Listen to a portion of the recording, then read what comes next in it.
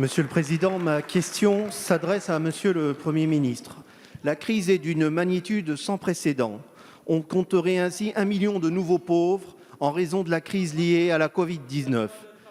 Les associations voient affluer dans leurs locaux des étudiants, intérimaires, chômeurs, mais aussi, et cela reste inédit, des auto-entrepreneurs et des artisans, des personnes qui étaient jusqu'alors éloignées de la pauvreté et qui s'ajoutent aux 9,3 millions de personnes vivant déjà au-dessus du seuil de la pauvreté. Les bénéficiaires de l'aide alimentaire ont augmenté de 30%, les demandeurs de RSA de 20%. Dans tous les aspects de la vie quotidienne, de la subsistance à l'accès aux soins ou à l'éducation, ces concitoyens sont confrontés à des arbitrages quotidiens et parfois à des renoncements importants. Manger ou se chauffer, soigner ses dents ou acheter un vêtement pour l'hiver, réparer sa voiture pour chercher du travail ou payer son loyer.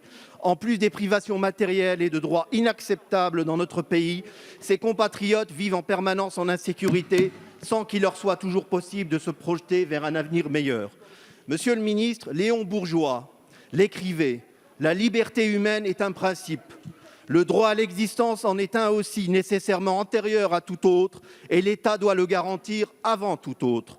Dans ce contexte de coronavirus, l'État est au rendez-vous comme nul autre comparativement à ses voisins. Ainsi, dès le confinement, l'État a soutenu le pouvoir d'achat des plus précaires. Le plan de relance a prolongé cet effort indispensable de solidarité par une nouvelle dotation de 6 milliards d'euros. Vous avez annoncé un acte 2 du plan pauvreté qui abonderait d'1,8 milliard d'euros les 8 milliards d'euros initialement prévus.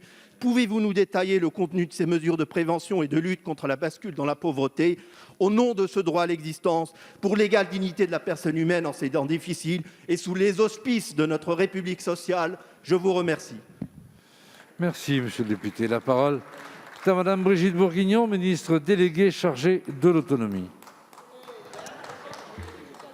Merci, monsieur le président. Mesdames et messieurs les députés, monsieur le député Brahim Hamouche, je vous remercie de cette question qui me donne l'opportunité de revenir sur le plan du gouvernement pour prévenir la bascule de nos concitoyens dans la pauvreté.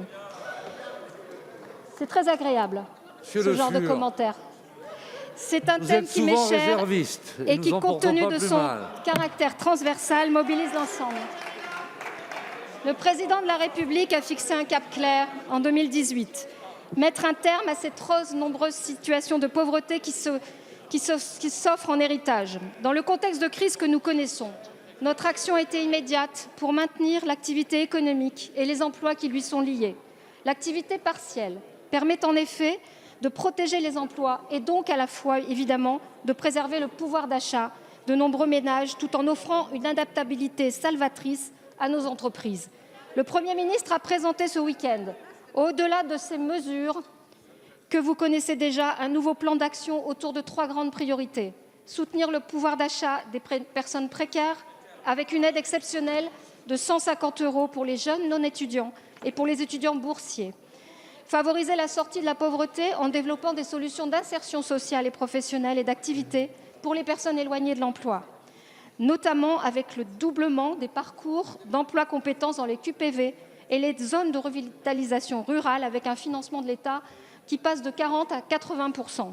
Assurer des conditions de logement aussi et d'hébergement adaptés, prévenir les impayés de loyer et notamment la prolongation de l'aide versée par Action Logement de 150 € pour prévenir les impayés de loyer. Au total, près de 2 milliards d'euros sont donc mobilisés pour financer les mesures nouvelles de lutte contre la pauvreté qui s'ajoutent aux 8 milliards du budget de la stratégie antérieure. Le gouvernement prend donc la pleine mesure de la crise économique qui découle de la crise sanitaire et ne laissera aucun Français sur le bord du chemin.